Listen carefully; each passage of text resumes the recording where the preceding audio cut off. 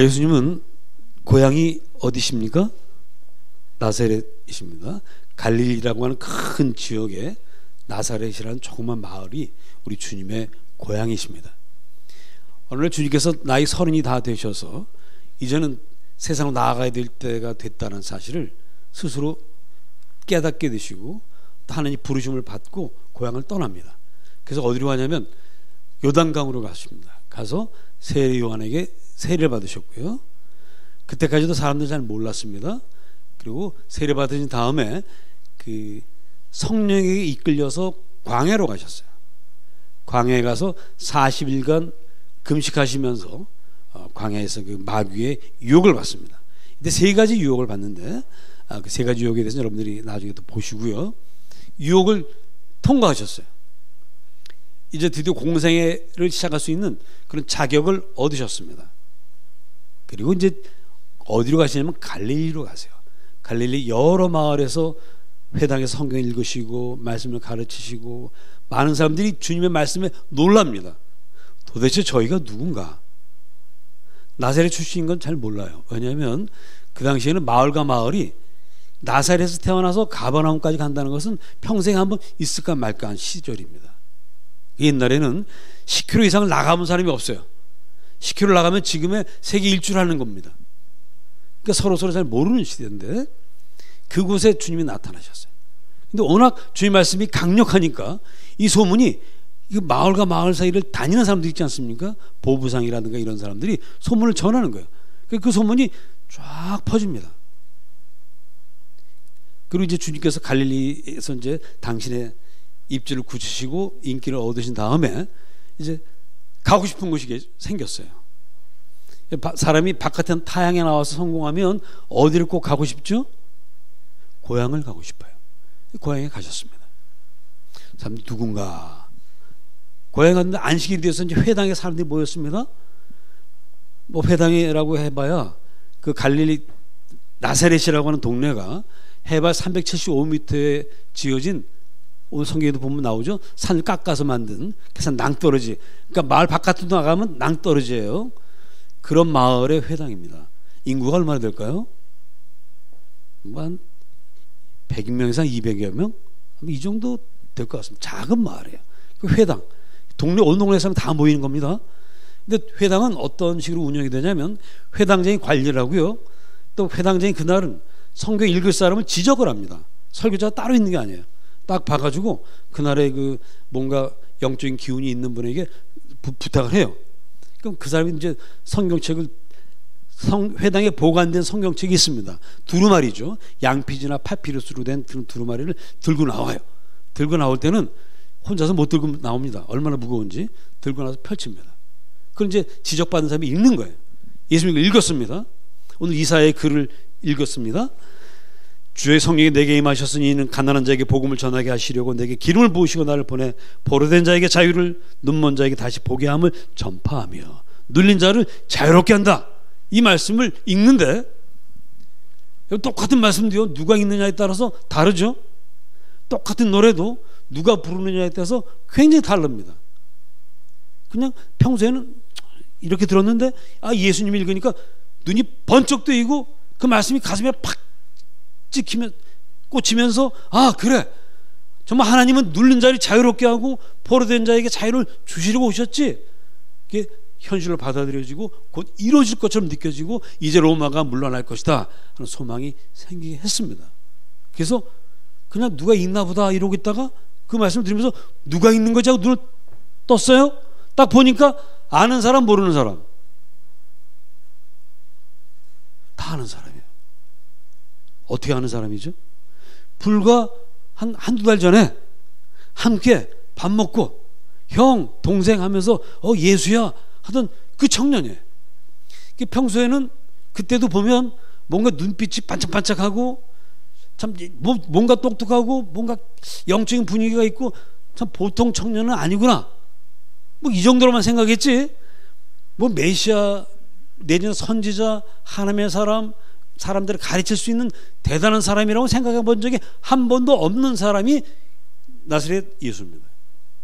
그래서 소문에 예수라는 사람이 갈릴리 여러 회당에서 가르치고 사람들에게 인기를 얻고 있대.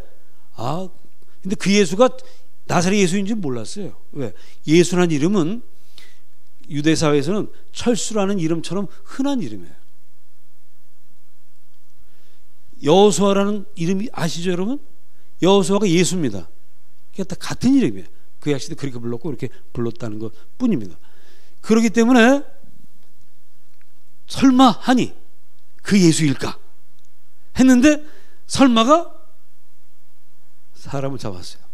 그 예수가 이 예수인 거예요. 순간 이 동네 사람들은 갈등을 합니다. 야, 나랑 같이 밥 먹고 나랑 같이 놀고 뭐 나보다 좀 똑똑한 것 같긴 했지만 그래도 대단한 놈은 아니었는데 그 놈을 이제는 뭘로 인정해야 돼요? 선지자로, 랍비로 그 앞에 가서 인사하면서 선생님 한 말씀 해주세요. 선생님 우리 병 고쳐주세요. 해야 하는 겁니다. 동네 사람이 옆에서 얼마 전까지 같이 코 올리고 코 찌찌리고 막 개구장이고 이랬던 녀석이 어느 사이에 커가지고 저렇게 됐습니다. 그 녀석을 선생님으로 여러분들 모실 수 있겠어요? 쉽지 않습니다. 갈등합니다. 이 사람들 갈등을 하다가 성경 보니까 은혜를 받았다고 되어 있어요. 놀랐다고 되어 있습니다. 그러나 마지막 결론은 뭐냐? 아쉽게도 우리 22절 다 같이 한번 읽어보십니다. 22절 누가복음 4장 22절 시작.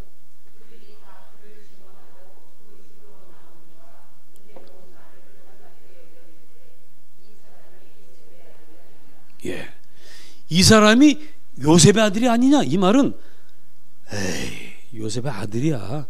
제가 아무리 잘나봐야 요셉의 아들이지 뭐 별거 있어? 라고 하면서 갑자기 그 분위기가 아주 싸늘해졌습니다. 더 이상 주님을 영접하는 분위기가 아니었습니다. 주님도 그 분위기를 아시고 23절에 보면 고향에서 선지자가 환영받지 못한다 하면서 의사에게 하는 그 사람들이 하는 그 속담 비슷하게 의사야 너 자신을 고치라 하는 속담을 인용해서 너희가 나를 의사로 선생님으로 선지자로 인정하지 않는구나 라고 말씀을 하십니다.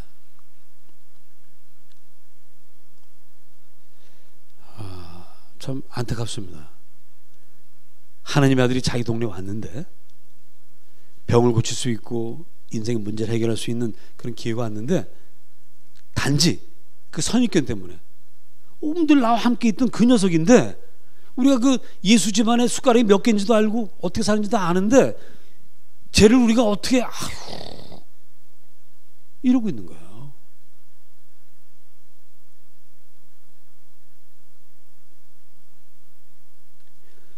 주님께서 답답한 나머지 너희가 이런 속담대로 사는구나. 그리고서 그냥 돌아가셨으면 오늘 성경 마지막에 보면 사람들이 예수님을 끌어내려서 낭떠러지에서 밀치려고 했죠. 여기서 이때는 가셨으면 되는데 좀 더 설득을 하셨습니다. 고향 사람들이 당신을 믿지 못하고 떠나가는 것이 너무 안타까워서 우리 주님께서 설득을 하세요. 근데 그 설득을 끝까지 받아들이지 않고는 이제 예수님을 죽이려고 하는데 자, 그 설득의 내용을 오늘 함께 살펴보도록 하겠습니다.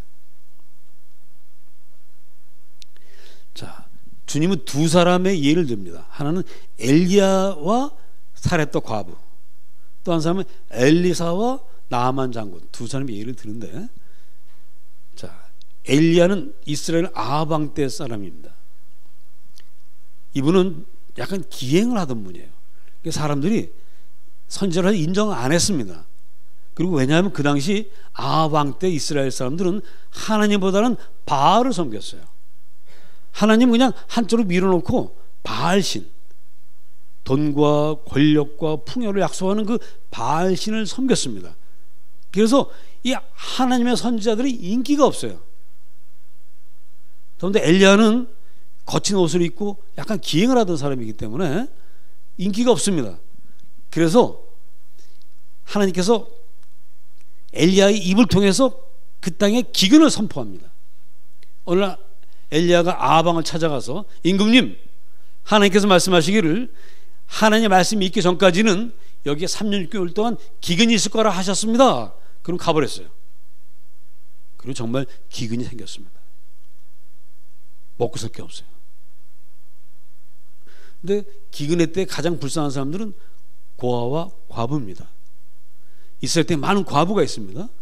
근데 하나님은 엘리야를 이스라엘 땅에 있는 과부들에게 보내서 그들을 돕지를 않으셨어요. 왜? 이들은 믿음이 없어요. 그 대신 어디로 보냈냐면 시돈 땅이라고 하는, 시돈은 두로라고 하는 곳, 이스라엘의 북쪽에 있는 이방 땅입니다. 이방 땅에 사렙다에 있는 한 과부에게 보냈습니다. 과부를 찾아가십니다. 가서는 여보게, 하나님께 나를 당신에게 보냈네. 어이구, 이스라엘 하나님이요? 이스라엘 하나님이 당신을 나한테 보냈다고요? 아이고, 감사한 일입니다. 어서 들어오십시오. 그 집으로 모셨습니다. 묻습니다. 자네에게 먹을 것이 얼마나 있나? 예, 밀가루가 요만큼 있습니다. 우리 아들과 내가 요걸로 지금 떡을 해서 먹고 이제 그 다음에 아무것도 없기 때문에 굶어 죽으려고 합니다. 그래요? 그러면 그 떡을 만들어서 당신들이 먹지 말고 나를 갖다 주시오. 그러면 계속해서 밀가루가 또 날 겁니다. 여러분 같으면 어떻게 하시겠어요? 이 사렙다 과부의 그 경험 세계에선 말도 안 되는 얘기입니다. 그러니 있을 수 없는 일이에요. 그런데 이 사렙다 과부에게 호기심이 생깁니다. 어떤 호기심이 생기냐면 정말 이분 말대로 될까? 안 될까? 호기심이 생겨요. 그리고 이분 말씀대로 되면은 자기 가족에게는 뭐예요? 요즘 우리가 흔히 쓰는 두 가지 말. 무슨 박?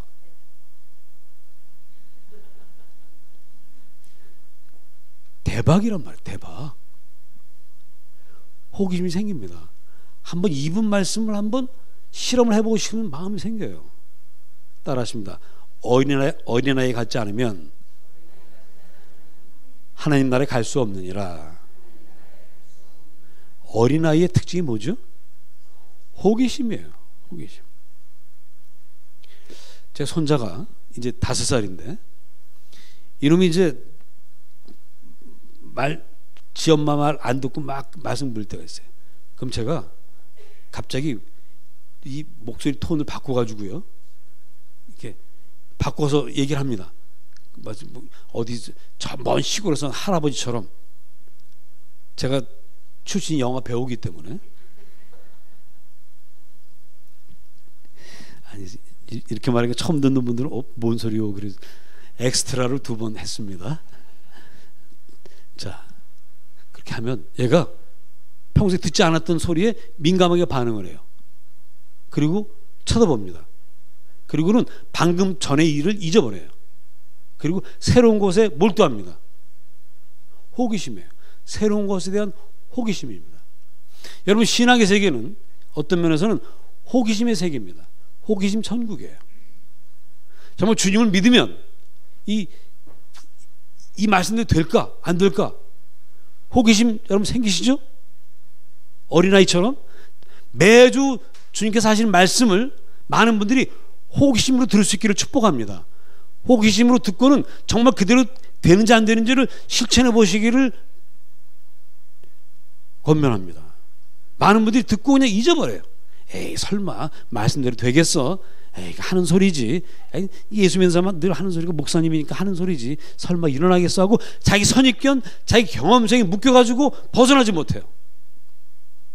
하나님의 말씀은 포로 된 자에게 자유를 준다고 했습니다. 선입견의 포로, 자기 경험 세계의 포로, 이 세상의 포로, 거기서 해방돼서 하나님의 세계, 신세계죠.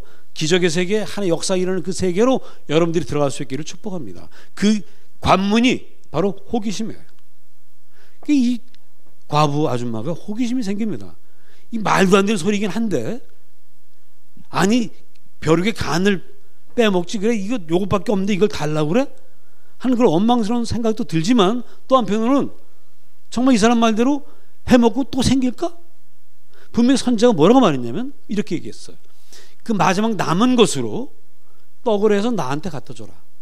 그런 다음에 너와 내 아들 위해서 떡을 만들려고 했습니다. 그게 무슨 얘기예요? 또 밀가루가 생겨난다는 얘기 아닙니까? 정말 이대로 되나 안 되나 호기심이 생깁니다. 가만히 생각해 보니까 마지막으로 한 끼를 먹고 죽나? 그렇죠? 안 먹고 죽나? 죽는 건 한 끼 차이입니다. 한 끼 차이밖에 없어요. 에라, 한번 해보자 하고는 실천을 했습니다. 자, 이 밀가루통에 요만큼밖에 없는 밀가루통에 기근이 끝날 때까지 계속 밀가루가 또 생기는 이 놀라운 기적은, 이 기적을 일으킨 데는 어떤 것이 필요했죠? 대단한 몸이 필요했습니까? 목숨을 거는 일이 필요했습니까? 뭐가 필요했습니까? 단 하나, 호기심을 갖고 호기심대로 한번 해본 것밖에 없어요. 여러분, 예수 믿는 거 굉장히 어렵게도 생각하지만 간단합니다. 따라하십시다. 주여 믿습니다. 한마디면 되는 거예요. 복잡하게 생각하지 마세요. 고민하지 마세요. 우주 만물의 천리를 다 알아야 되고 철학을 알아야 되고 이론을 알아야 되는 것이 아니라 그저 믿습니다. 한마디면 됩니다. 그렇게 기적이 일어났습니다. 자, 엘리야의 제자가 엘리사입니다. 엘리사가 엘리사 시대에도 바로 다음 시대니까 여전히 이스라엘은 하나님에 대한 신앙을 회복하지 못하고 있습니다. 그 이스라엘 땅에 이 나병 환자들이 굉장히 많았어요. 아무도 엘리사에게 가서 선지자님 제 나병을 고쳐주세요 라고 말하는 사람이 없어요. 왜? 하나님 신앙이 없으니까 하나님 선지자가 뭘 할 수 있겠어? 안 와요. 안 와. 그런데도 믿음의 사람들에게는 기적이 일어나고 있었습니다. 믿음의 사람들은 알고 있었습니다. 바로 그때에 이 이스라엘과 바로 옆에 있는 시리아와 전쟁을 자주 했어요. 그래서 전쟁 포로로 이스라엘의 한 소녀가 붙잡혀 갑니다.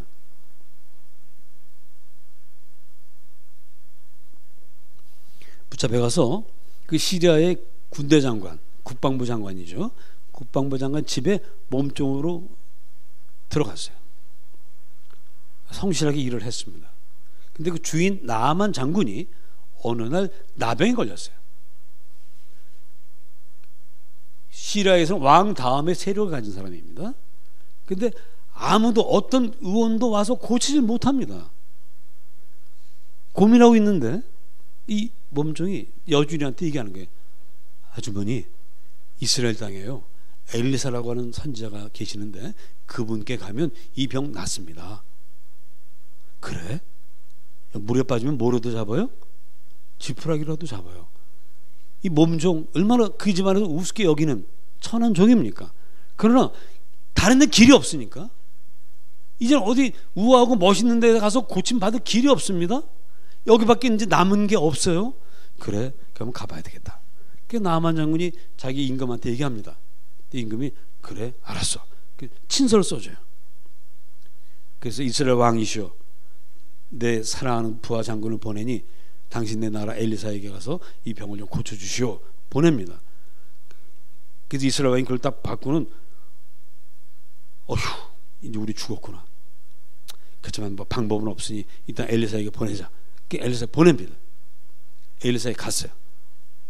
엘리사 집 앞에 와가지고 이제 따라온 하인을 보냅니다. 시리아의 군대 장관 나아만이 왔습니다. 그러면은 이 엘리사 선지자가 어떻게 해야 되죠? 나아만은 뭘 기대합니까? 엘리사가 버선발로 뛰어나와가지고 아이고 장군님 어서 오십시오 하고 좋은 데로 인도해서 앉혀놓고 이야기 듣고 그 나병 부위에다 손을 얹고 기도하고 그리고 딱 나서 고맙습니다 하고 이제 선물입니다 하고 딱 주고는 집으로 폼 잡고 돌아가는 게 나만의 시나리오입니다. 근데 딱 갔더니 안 나와요. 사람이 안 나와. 안 나오더니 한참 있다가 게하시라는 하인이 나오더니 우리 선생님이 말씀하십니다. 저기 그냥 돌아가시고요. 돌아가다가 요단강에 가서 7번 그 몸을 씻으세요. 그럼 나을 겁니다. 하고는 싹 돌아가 버렸네. 여러분 나하만 장군의 기분이 어때요? 무시당했습니다. 내가 이래봬도 천하가 내 이름만 들으면 벌벌 떠는 그런 시대예요. 시리아의 힘이 이스라엘보다 훨씬 셌던 때입니다. 그런 날이 이렇게 박대를 해? 그런 이제 돌아오면서 이제 그래도 혹시 사람 마음이 그렇잖아요. 그래서 요단강에 갔습니다. 갔더니 물이 깨끗해요, 더러워요? 더러워요. 어디보다 더러워요? 시리아 다메섹에 있는 나바르강 이런 강보다도 훨씬 더러워요. 얘라, 씻으면 내가 고향에 가서 다메섹에 있는 그 강들에 씻지 여기서 씻어? 에이씨. 그리고 이제 막 갑니다. 그랬더니 그 신하들이 잠깐만, 장군님 이러실 게 아닙니다. 지금 저 엘리사 선지자가 장군님에게 어려운 일을 시켰습니까? 히말라야 산 꼭대기에 올라가서 그 눈으로 씻으라고 했습니까? 저 태평양 깊은 바다 속에 들어갔다 나오라고 했습니까? 아니, 아무리 어려운 일을 시켜도 날 수만 있다면 하실 거 아닙니까? 그렇지. 근데 이렇게 쉬운 일이라고 해서 우습게 하십니까? 들어가 씻으세요 하고 부하들이 얘기를 합니다. 나아만은 선입견의 포로예요. 교만의 포로입니다. 내가 이래봬도 없던 사람인데, 그리고 이 선지자가 나한테 와서 이렇게 해줘야 되는데라고 하는 선입견을 갖고 있는 사람이에요. 만일에 선입견을 고집하고 교만한 상태에서 그냥 돌아가 버리면 이 사람의 문제는 해결되지 않습니다. 여전히 나병 환자로 살아갈 수밖에 없습니다. 그러나 이 병을 고칠 수 있습니다. 근데 그 길은 어렵습니까? 쉽습니까? 어렵습니다. 왜? 교만을 내려놔야 되니까. 선입견을 버려야 되니까. 여러분, 이것처럼 어려운 일이 없어요. 사람이 평생 자기가 알고 왔던 경험의 세계를 버리고 새로운 세계를 호기심을 갖고 맞이하는 게 쉽지가 않습니다. 왜? 사람 누구나 다 아담의 후손답게 내가 최고라는 생각이 있어요. 하나님처럼 되려고 했던 그 DNA가 우리 안에 있습니다. 세상에 내가 제일 똑똑하고 내가 제일 잘났고 내가 아는 건 무조건 다 옳아. 이게 우리 생각이에요. 그걸 내려놓는다? 이건 마치 내 자신을 포기하는 것처럼 느껴집니다. 내 인생이 끝나는 것처럼 느껴집니다. 그래서 못 놔요. 그러나 그렇게 되면 아무것도 얻을 수가 없습니다. 아무것도 얻을 수 없어요. 손에 옛 것을 한 장 쥐고 가는데 가다 보니까 새 것이 있어요. 근데 더 좋아요. 저 갖고 싶어요. 그럼 어떻게 되죠? 이 손을 어떻게 해야 돼요? 옛날에 갖고 있던 걸 다 버려야 됩니다. 그래야 새 것을 잡을 수가 있어요. 나아만은 자기의 모든 교만, 자존심, 선입견 이걸 다 버려야 됩니다. 그리고는 저 더러운 요단강물로 들어가야 돼요. 그리고 자기를 사람 취급도 하지 않고 만나주지도 않는 그 거지 같은 선지자의 말대로 들어가야 됩니다. 얼마나 어려운지 몰라요.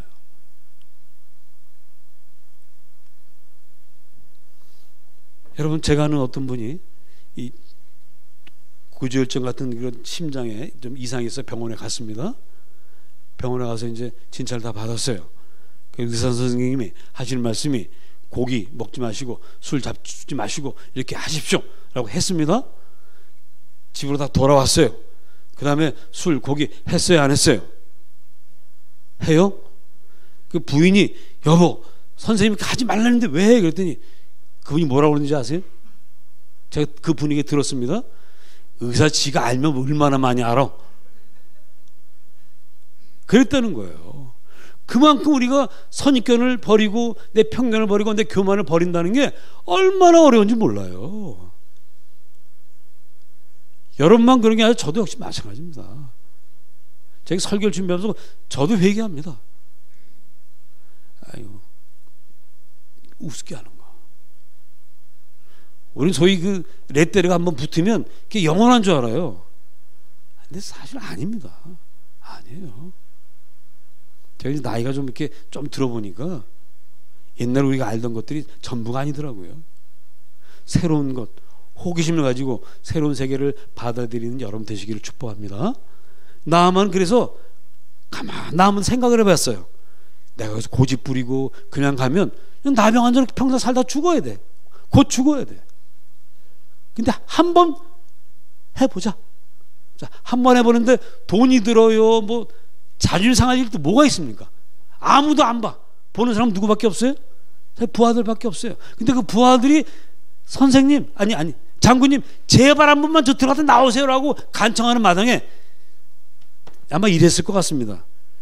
내가 여기 절대 들어갈 사람이 아닌데 니들이 하도 그러니까 한 번 내 들어가 준다. 에이씨, 이러고 들어갔을 것 같아. 그러나 이러고 들어갔든 저러고 들어갔든 들어간 거잖아요. 여기 끝까지 자존심 부리면서 살짝 양보하는 것도 괜찮습니다. 그것도 애교가 있어요. 아마 부하들이 그랬겠죠. 에휴, 끝까지 잘난 척하네. 그렇지만 저 들어갔습니다. 끝까지 잘난 척 했든 안 했든. 여러분, 구원받는 일 어마어마하게 어려운 일이 아닙니다. 잠깐 자존심 내려놓으면 돼요.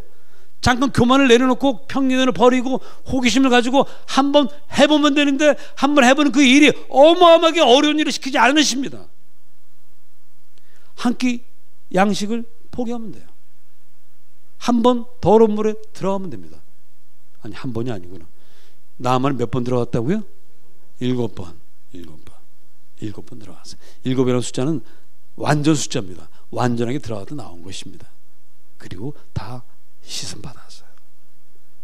과부 그 기근이 끝날 때까지 잘 먹고 잘 살았습니다.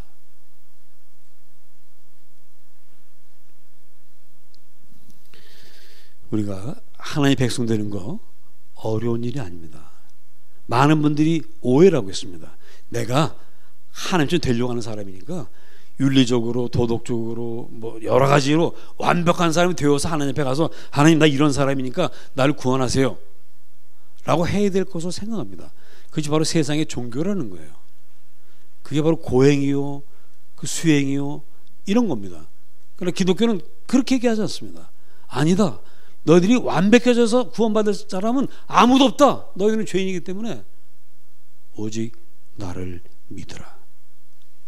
널 위해서 예수 십자가에서 흘리신 그 피를, 그 공로를 믿으라고 말씀을 하십니다. 간단합니다. 따라하십니다. 주님 믿습니다. 한마디면 됩니다.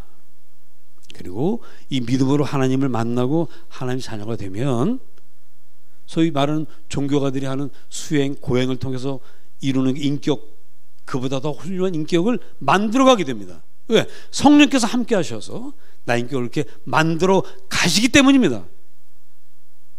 우리 신앙생활이에요, 그게.